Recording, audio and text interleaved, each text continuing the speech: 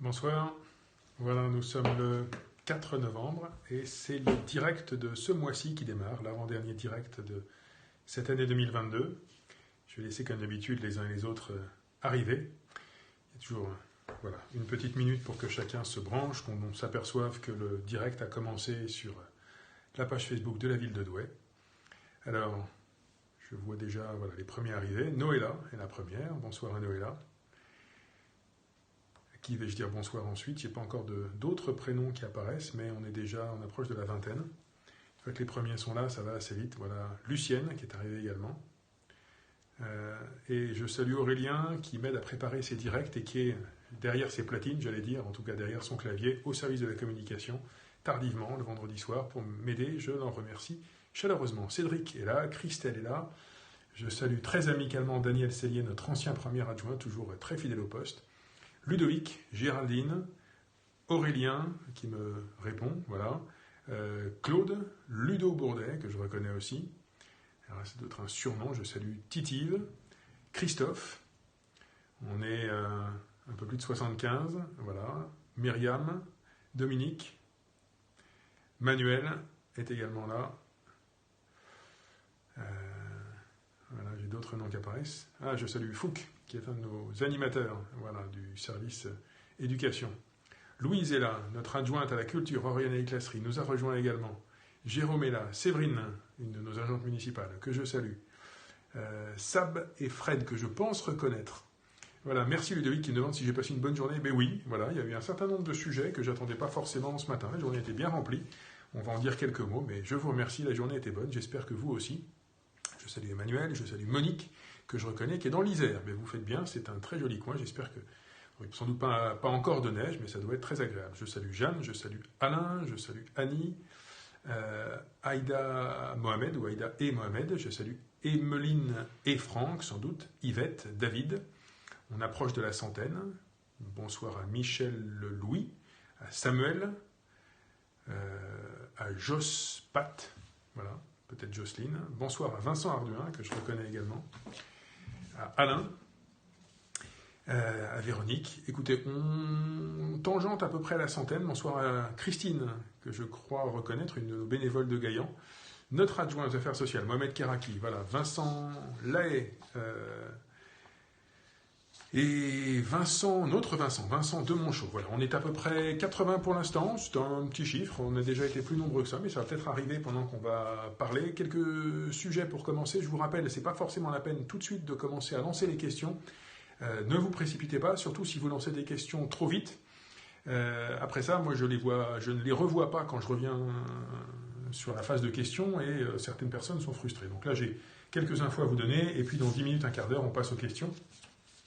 Une petite info, vous vous souvenez, on va revenir sur deux sujets qu'on avait évoqués la dernière fois. Le premier, c'est le sujet sécurité. Je ne vais pas revenir sur tout le laïus que j'ai fait, je vous renvoie à la dernière vidéo, notamment tout ce que j'expliquais sur ce site très bien fait du ministère de l'Intérieur qui permet d'avoir toutes les données et pas seulement une partie, pas seulement une sélection sur la situation en termes de délinquance dans toutes les communes de France. C'est vraiment un très bon site que j'ai appris à découvrir et à visiter à cette occasion d'ailleurs.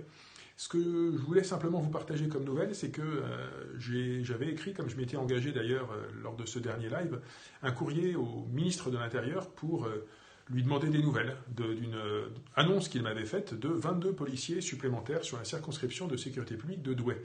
J'avais eu de sa part un autre courrier il y a à peu près un an qui me disait que déjà 10 policiers supplémentaires étaient arrivés sur les 22 annoncés.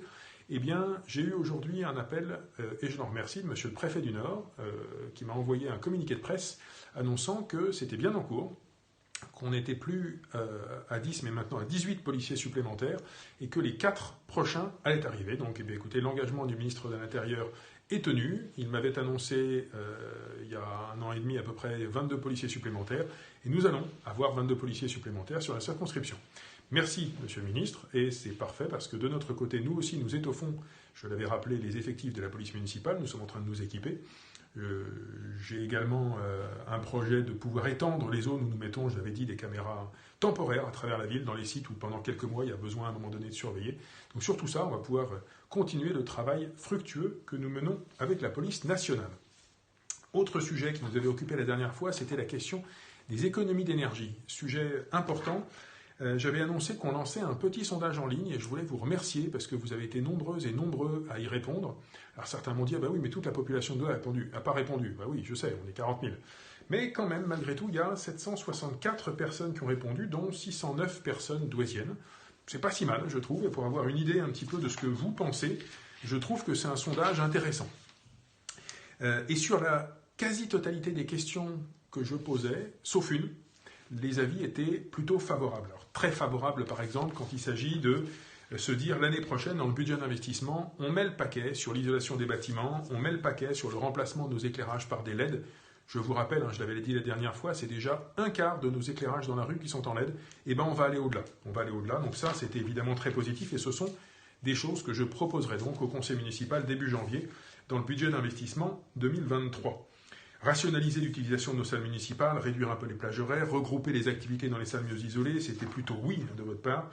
Retarder l'allumage du chauffage dans les bâtiments.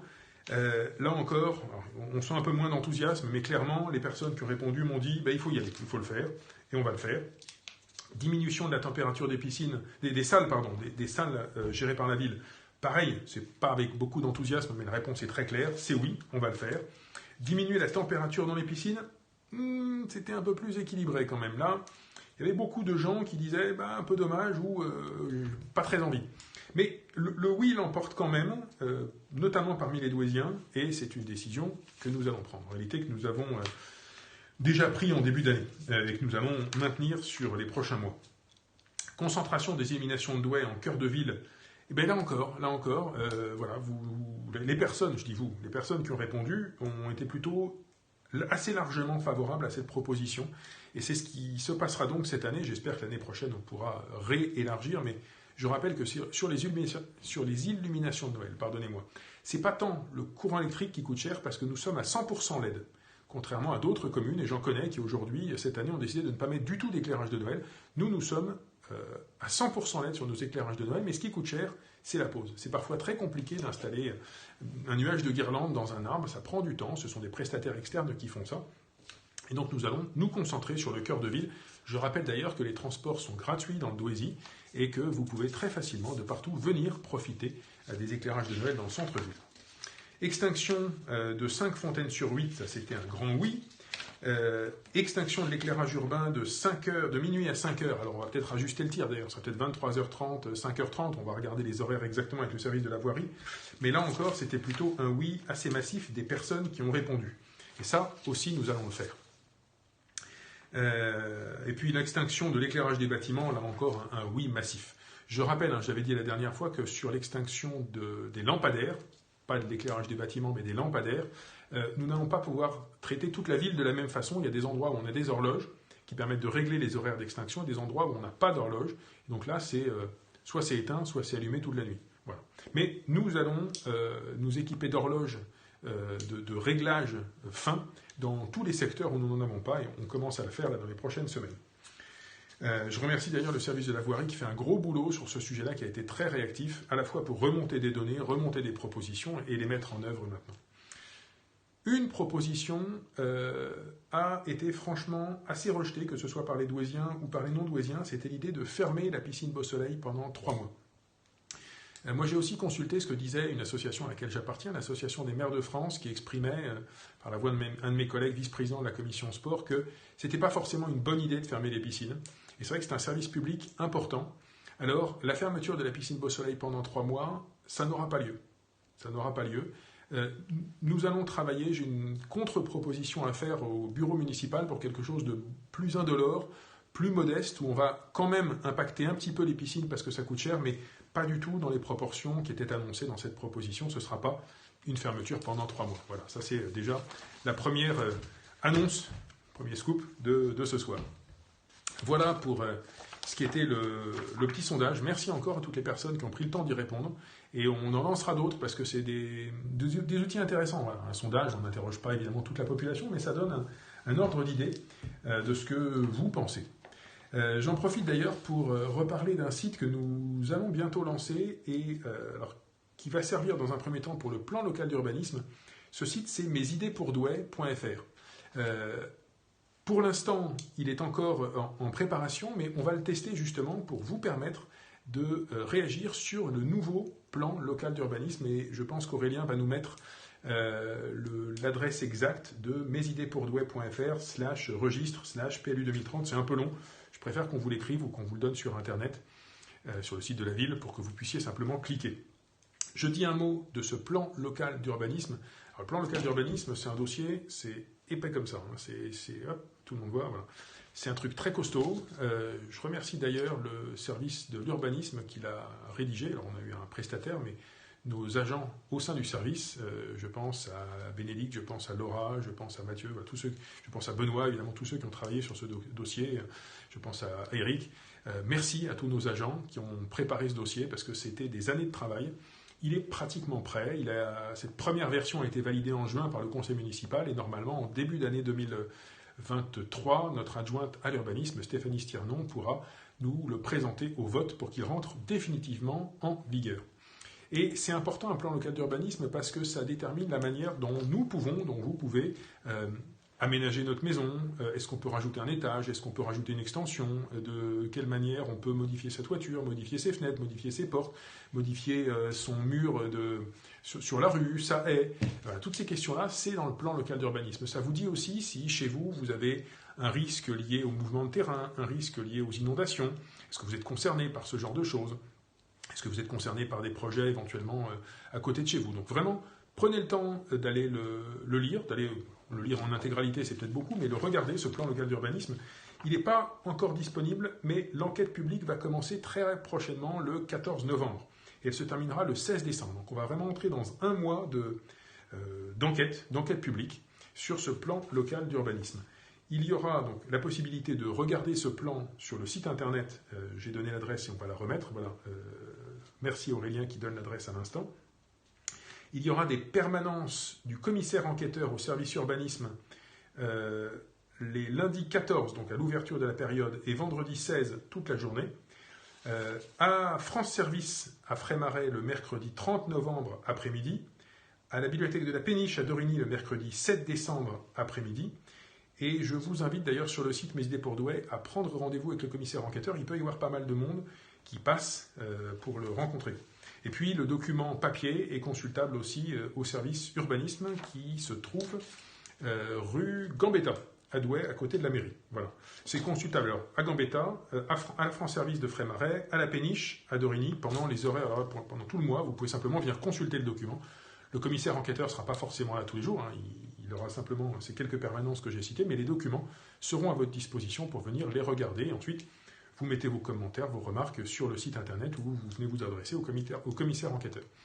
Si tout ça n'est pas très clair, si vous avez des questions, n'hésitez pas à appeler la ville ou à nous faire un mail pour comprendre, appeler le service urbanisme, on vous expliquera tout ça, mais c'est encore une fois un document important qui va encadrer beaucoup de choses dans notre manière de construire dans les prochaines années. Voilà pour le PLU.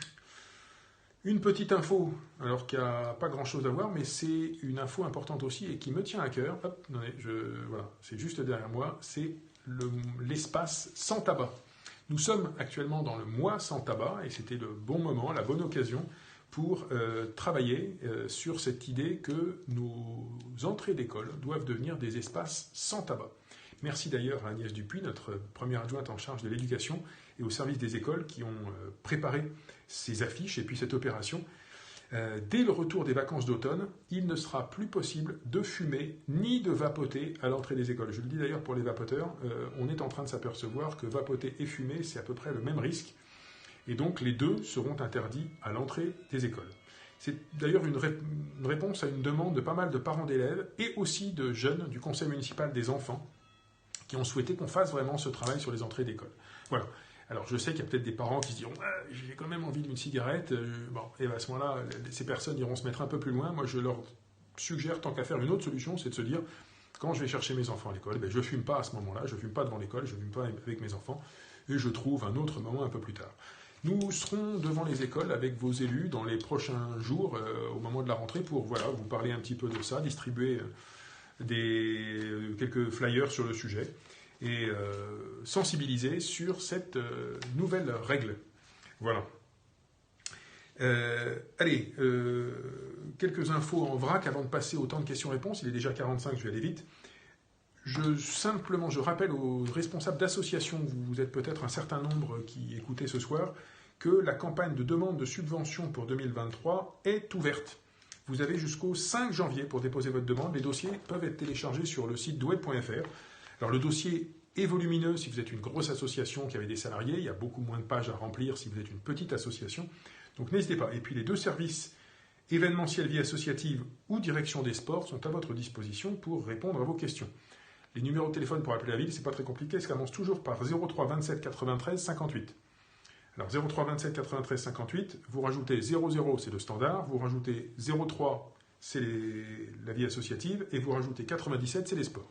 Voilà, 03 27 93 58 03, vie associative, 03 27 93 58 97, c'est les sports, tout ça on va vous le redonner. De toute façon, les numéros de téléphone de la ville sont sur le site, donc n'hésitez pas à nous appeler. Puis les présidents et présidentes d'associations connaissent bien aujourd'hui ce dispositif. Je rappelle d'ailleurs que pour demander une subvention ou une salle à la ville, il est important que vous ayez tenu votre assemblée générale et que vous ayez transmis le PV d'assemblée générale à la ville. Je le rappelle aussi. On parlait de sport. Le 10 décembre, à 18h30, on aura le trail urbain. Je ne sais pas si certains l'ont couru. C'est cet événement un peu festif. Voilà, c'est une course en ville, mais il n'y a pas vraiment de gagnant ou de perdant. On est juste là pour se faire plaisir. C'est une course très amusante à travers la ville où en fait on court dans les rues, puis ensuite on rentre dans des bâtiments. Il y a des événements un peu surprises, des animations, des choses comme ça. Donc c'est le 10 décembre dans la soirée. Inscription à partir de lundi, et on peut s'inscrire jusqu'au 4 décembre. J'y serai, je courrai, donc je vous donne rendez-vous en short, en basket, avec un bonnet peut-être, le 10 décembre, samedi 10 décembre. Décembre, c'est aussi les centres de loisirs de l'hiver, de décembre, de Noël. Donc vous pourrez vous inscrire. Alors les centres de loisirs, c'est pas encore ouvert, ce sera à partir du 19 novembre que vous pourrez inscrire vos enfants jusqu'au 2 décembre. Donc vous aurez 2 semaines, 19 novembre, 2 décembre, les 2 dernières semaines de novembre pour inscrire vos enfants au centre aéré. Pareil, inscription, vous pouvez télécharger le dossier sur douai.fr. Il faudra le remettre sur rendez-vous à la direction éducation enfance jeunesse. Donc ça, l'avantage, c'est que vous remplissez le dossier chez vous, et puis ensuite vous prenez rendez-vous, vous venez remettre le dossier. En général, le rendez-vous va assez vite. Et le numéro de téléphone, là c'est pareil, hein, vous l'avez sur le site internet, ça commence toujours par 03 27 93 58, et vous rajoutez 54, ça c'est le service éducation enfance jeunesse. Allez, je termine en vrac sur l'agenda, ça va prendre quelques instants, et ensuite on passe aux questions-réponses. La bibliothèque nous fait, ce mois de novembre, une grande exposition sur la guerre à travers les âges, avec également une exposition Lego, une ouverture exceptionnelle dimanche 20 novembre, avec visite guidée en continu de cette exposition. Tout ça, vous l'avez même en page d'accueil du magazine municipal. Le musée est gratuit ce dimanche 6 novembre, premier dimanche du mois, avec en prime à 16h une visite guidée des collections, également gratuite. Ça, c'est le musée ce dimanche. Lundi soir, nous avons une des premières pièces de théâtre de la saison, Coupable, avec Richard Anconina. Je pense qu'il y a déjà beaucoup de places qui sont prises, mais c'est à mon avis une très belle pièce. J'y serai, c'est à 20h30 lundi soir, 7 novembre. Voilà, si vous avez envie d'assister à cette très belle soirée, n'hésitez pas à vous présenter au théâtre. Exposition Festi-Poésie, ça c'est à la Allodra à partir de ce mardi 8, jusqu'au 13 novembre, sur une petite semaine. Tous les après-midi à la Allodra, organisé par le Cénacle de Douailleul. Nous avons aussi, bien évidemment, important, la grande date. La date importante de la semaine prochaine, ce sont les cérémonies du 11 novembre. Et comme chaque année, il y aura une cérémonie à Dorigny à 9h, à Frémarais à 10h, et à Douai Centre à 11h. Le rendez-vous est place d'Armes pour une prise d'armes. Merci d'ailleurs beaucoup au colonel et à tous les personnels de notre 41e régiment de transmission qui organisent cette belle prise d'armes. Et puis le dépôt de gerbes aura lieu à 11h30 au monument aux morts de la rue de Valenciennes. C'est important qu'on y soit. Nous aurons évidemment des écoles qui vont participer. C'est un grand moment de devoir de mémoire qui nous rassemble. 11 novembre. Le salon des artistes douaisiens commencera le lendemain, samedi 12, jusqu'au 20 novembre aux salles d'Anchin, tous les jours, tous les après-midi. Et les dimanches et les jours fériés, toute la journée, matin et après-midi. La prochaine pièce de théâtre, ce sera dès la semaine suivante, le 14 novembre, Edmond, sur une pièce très amusante, très enlevée sur l'écriture de la célèbre pièce Cyrano de Bergerac, 12 comédiens sur scène. Voilà. Et j'annonce déjà pour le 5 décembre 2 grandes figures du théâtre et de la télévision, Victoria Abril et Lionel Astier, On a, oui, cette pièce drôle de genre avec ces deux stars, Victoria Abril et Lionel Astier, c'est le 5 décembre, et on a une deuxième représentation le 6 décembre. Et notez-le bien parce que France Télévisions vient faire une captation à Douai dans notre très beau théâtre le mardi 6 décembre, exceptionnellement. C'est pour l'instant la seule pièce de la saison qui va être captée pour la télévision. Et ce sera diffusé ensuite début 2023. Donc si vous voulez vous inscrire, il y a 2 représentations. La première représentation, le 5, je crois que c'est assez plein, mais pour la deuxième, il y a encore des places. N'hésitez pas. Voilà. Le conseil municipal aura lieu le 18 et attention, je l'avais annoncé, c'est dans les règles liées aux économies d'énergie. On va le faire plus tôt que d'habitude. Donc le conseil, ce sera le 18 à 18h et ce sera le 18 à la maison de proximité Camille Guérin, au Faubourg de Béthune, qui est donc beaucoup mieux isolée que la grande salle gothique de l'hôtel de ville. Le 19, on aura notre traditionnel marché aux livres d'occasion rue de la mairie.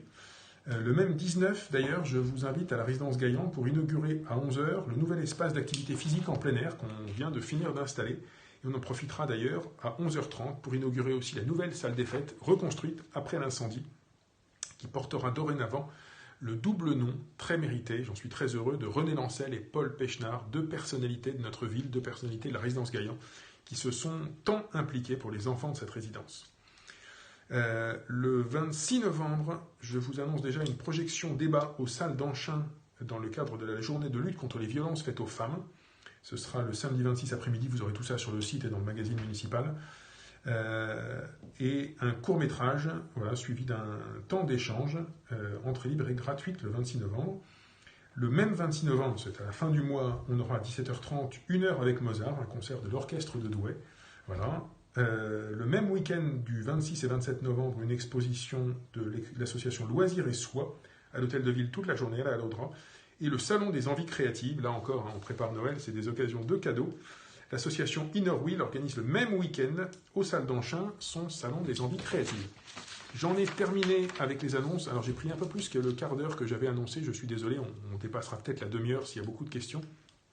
Je vous encourage à poser des questions, surtout sur des choses collectives. Si vous avez une question personnelle, particulière, tous vos élus sont à votre disposition, vos adjoints sont à votre disposition pour vous recevoir dans leur permanence.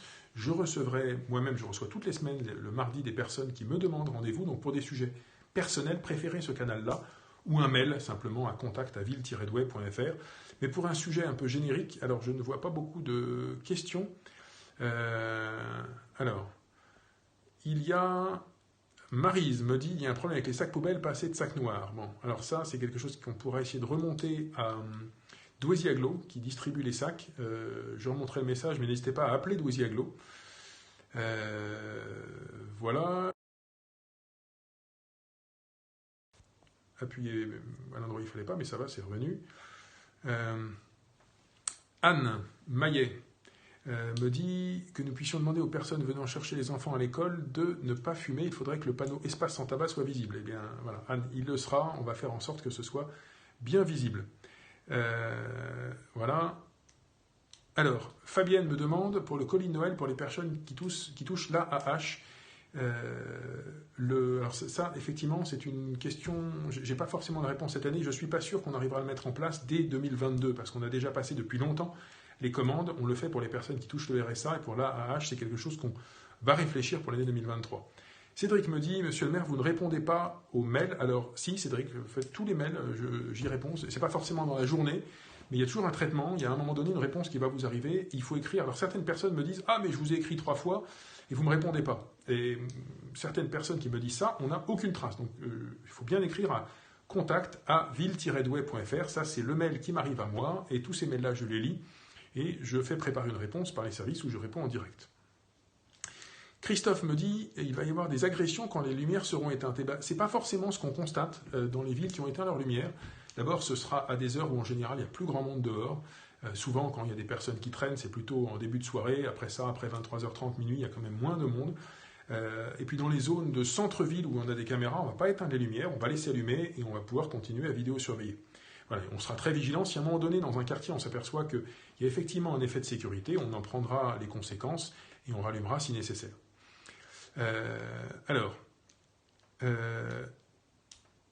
Sachiko me demande, en rapport avec la zone ZFE, est-ce que ce sera tout Douai ou juste le centre-ville ? Je ne sais pas ce que c'est exactement ZFE, ce que vous entendez par là, donc je ne sais pas bien vous répondre. Alors, Clairette me dit, quand aura-t-on des conteneurs? Eh bien, pas, pour l'instant, il n'y a pas de conteneurs. On a lancé un marché sur des sacs poubelles. L'idée, c'est que justement, les sacs poubelles, on les sorte juste à 19h et pas avant. Je vois souvent des gens qui les sortent dans l'après-midi, enfin pas tout le monde, mais il y a quelques personnes qui font ça sans respecter les horaires. Quand on les sort tôt, ils ne sont pas déchirés. Et puis j'encourage aussi, quand vous avez des restes de poulet, etc., suremballés, on a toujours un vieux sac plastique qui traîne, qu'on a ramené du magasin, ou dans le sac en papier dans lequel on a acheté le poulet, par exemple. Voilà, on ferme bien pour pas qu'il y ait d'odeur et que les chats ne croquent pas. Mais la bonne solution, c'est de sortir les poubelles au dernier moment. Voilà. Je rappelle qu'en fait, il n'y a pas de solution parfaite pour les poubelles, parce que les villes qui ont des conteneurs, souvent, mais les conteneurs restent sur la voirie et on n'a pas de sac poubelle craqué, mais on a des conteneurs un peu sales, un peu crasseux, qui stagnent sur les trottoirs, et pour les personnes à mobilité réduite, les poussettes, etc., ça devient compliqué. Alors, Doudoune me parle de squattage avenue des Potiers, ça c'est quelque chose d'important. Alors Doudoune, je vous encourage à ne pas le faire forcément là maintenant, mais faites-moi un mail avec le plus d'informations sur le sujet que vous évoquez, rue des Potiers. Vous me faites un mail à contact@ville-douai.fr. Voilà. Quelqu'un me parlait tout à l'heure de ZFE, ce sont les zones à faible émission. Pour l'instant, il n'y a pas de sujet là-dessus. On parle d'éteindre l'éclairage urbain, les zones à faible émission. On va déjà regarder les textes de loi, mais je n'ai pas d'éléments à vous donner à ce sujet sur les zones à faible émission. Stéphane Bruno me dit, est-ce que l'éclairage dans les quartiers va être éteint aussi? Alors ça dépend des quartiers. Il y a des quartiers où on a des lampes à LED. Par exemple, c'est le cas sur toute la rue du Faubourg de Béthune qui va vers le parc Fenin. Là, on a des lampes, et dans le quartier résidentiel qui est à côté, on a des lampes qu'on peut baisser de puissance la nuit, donc ça restera allumé, et on a même des systèmes qui permettent de se rallumer au passage d'un piéton. Ce n'est pas le cas partout, il y a d'autres endroits où on va effectivement éteindre, mais à travers toute la ville, dès qu'on peut mettre des horloges, dès qu'on a des horloges, on va éteindre entre 23h30 et à peu près 5h du matin. Voilà. Après le dernier bus et avant le premier bus du matin, de préférence pour que les bus puissent rouler avec de la lumière et que les personnes puissent prendre le bus en sécurité. Alors, Nicolas Dumont me parle de l'avenue du 4 septembre, pas nettoyée depuis août. Ça m'étonnerait, alors sans doute pas nettoyée au gros nettoyage où on fait pousser les voitures, effectivement. La taille des arbres de notre belle avenue, on va regarder. Alors je demande à Aurélien de noter ça peut-être et de transmettre au service jardin cadre de vie, qu'on regarde si on peut passer rue du 4 septembre. C'est vrai que on arrive dans la période où faire les élagages, c'est le bon moment. Et alors, je le dis aussi pour les riverains de la rue du 4 septembre, quand on fait le gros nettoyage des caniveaux, ça veut dire qu'on met des panneaux pour demander aux gens sur tout un tronçon de bouger leur voiture sur une journée entière, de façon à dégager complètement l'espace et pouvoir vraiment nettoyer. Il y a malheureusement toujours 2-3 personnes qui ne bougent pas leur voiture, mais ça aide bien, on va le refaire. Voilà. Alors, Jeanne Le Corollaire me parle des magasins rue de Bélin, et effectivement, on a eu quelques mauvaises annonces ces derniers temps. Oui, on a des projets. Alors je ne vais pas vous les détailler là maintenant. On a des porteurs de projets qui arrivent, on a des contacts avec des enseignes, et j'en parlerai au fur et à mesure quand les projets sortiront. Voilà, mais nous avons des projets, et c'était un des sujets sur lesquels nous travaillons en priorité. Valérie pose une bonne question à laquelle j'ai à moitié répondu. Ne peut-on pas baisser l'intensité de la lumière plutôt que de l'éteindre? Dans la plupart de nos lampadaires, en fait, c'est simplement pas possible, Valérie. C'est possible là où on a des LED, c'est-à-dire un quart des 900 luminaires de notre ville, mais sur les autres, pour l'instant, on ne peut pas le faire.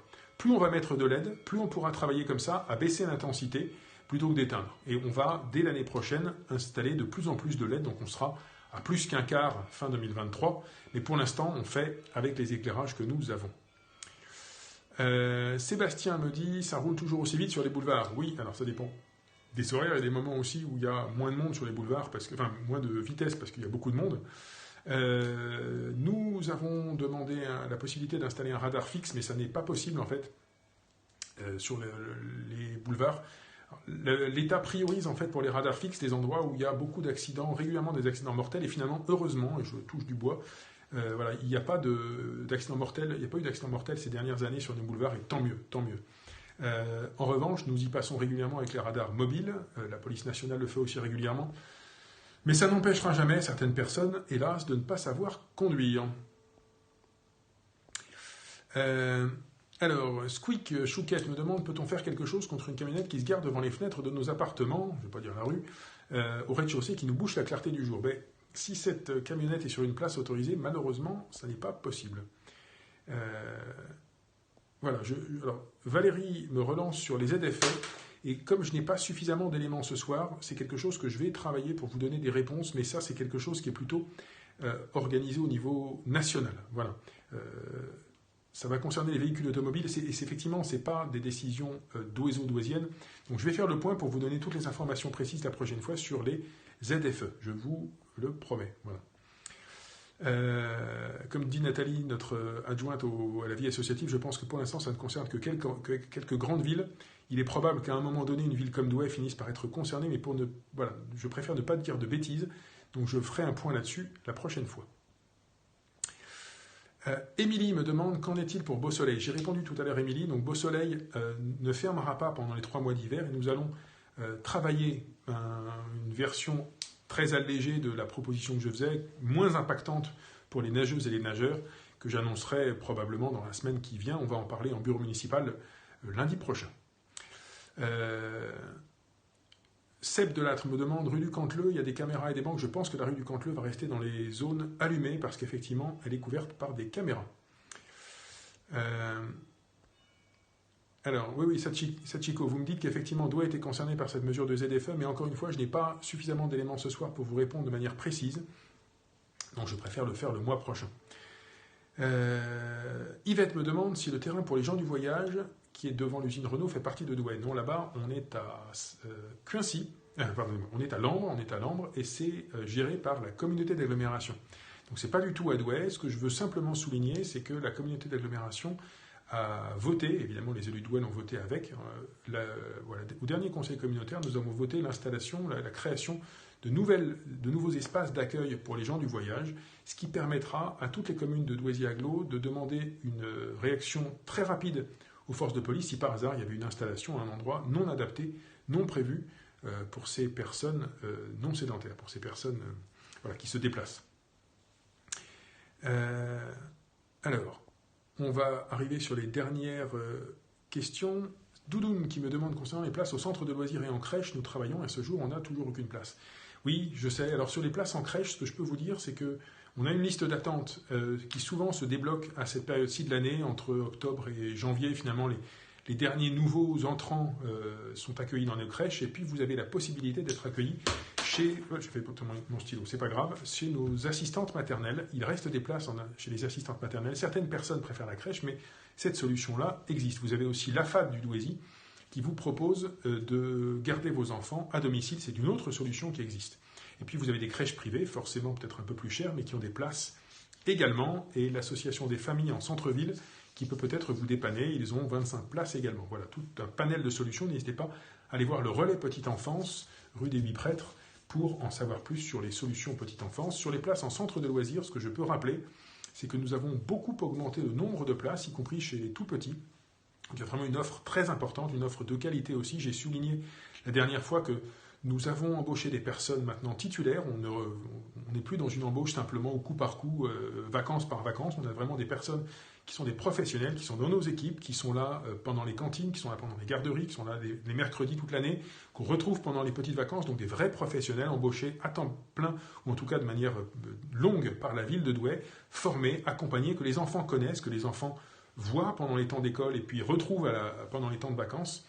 Donc c'est peut-être la qualité de l'offre de la ville qui fait qu'il y a beaucoup de demandes. Nous ne pouvons pas augmenter les places comme ça en claquant des doigts parce que derrière il nous faut l'accord de la CAF. Et je signale aussi évidemment que les places en centre aéré sont en réalité, le coût réel est beaucoup plus cher que ce que payent les familles. Donc ça a un coût évidemment pour la ville de créer ces places. Mais c'est un choix que nous faisons. Donc oui, il y a des personnes en liste d'attente. Mais nous avons beaucoup augmenté déjà ces places depuis quelques années. Nous avons maintenu ou baissé les prix et amélioré la qualité du service rendu. Allez, peut-être une ou deux dernières questions, parce qu'il est déjà 19h05. Voilà, Mohamed souligne à Doudoune de se rapprocher du CCAS qui accueillera évidemment votre question sur l'accueil des petits-enfants. Alors, Nathalie me dit, la lumière de votre portable peut vous être utile. Ben oui, alors pour tout te dire, Nathalie, tout à l'heure, je trouve que c'était mieux éclairé. Là, j'ai beau avoir une lumière juste devant moi qui m'éclaire, c'est pas terrible, c'est un peu blafard. Bon, mais c'est pas grave.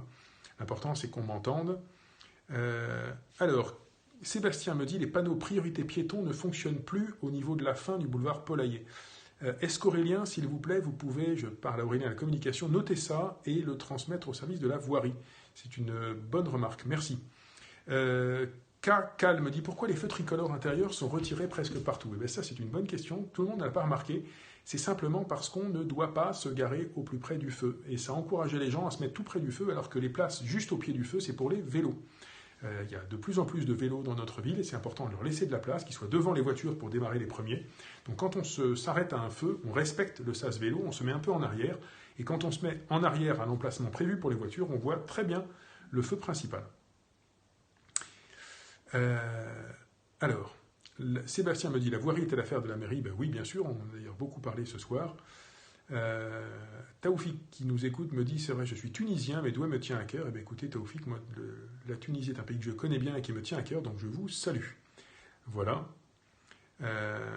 Alors Louis me dit, au niveau du bruit des échappements bruyants des motos et automobilistes en centre-ville, oui, ça, je peux comprendre que ça doit être assez agaçant, pas seulement en centre-ville, d'ailleurs, un peu partout, mais à moins qu'un policier national arrête la voiture, fasse un contrôle de bruit, moi, je ne peux pas faire grand-chose. Les gens ont le droit de rouler en centre-ville. Alors, Sébastien Jambard me parle du nettoyage des berges qui serait un plus suite à la réfection des trottoirs du côté de... Alors, est-ce que c'est du parc Vernier que vous parlez, peut-être, du parc Jacques Vernier?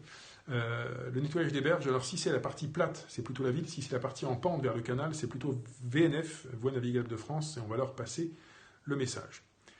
Voilà, merci à Valérie Aubert qui partage un lien que vous pouvez consulter sur les ZFE, et encore une fois, je l'ai dit, on en parlera le mois prochain, je n'ai pas assez d'éléments ce soir pour vous en dire plus. Didier me demande quel lieu pour les aires des gens du voyage. Donc les aires principales, il y en a une à Dechy-Saint-Noble, il y a une très grande aire à Lambre. Et en fait, ce que l'agglomération est en train d'installer, c'est plutôt des tout petits espaces pour 7-8 caravanes. On envisage par exemple d'en avoir un pas très loin du cimetière principal de Douai, à l'arrière. On va regarder des lieux comme ça. On travaille ce sujet-là avec l'agglomération, mais ce n'est pas des grandes aires, c'est plutôt des aires familiales pour quelques caravanes, en dépannage supplémentaire. Voilà. Alexandra me demande quid de l'aménagement de l'ancienne galerie de la Madeleine. C'est vrai que c'est un sujet qui, quand on le voit de l'extérieur, ne va pas assez vite, mais ça avance et on aura sans doute des infos, des nouvelles dans les semaines ou les mois qui viennent sur la galerie de la Madeleine. Ça chauffe bien, ça avance et c'est un projet qui va sortir. Voilà. Alors,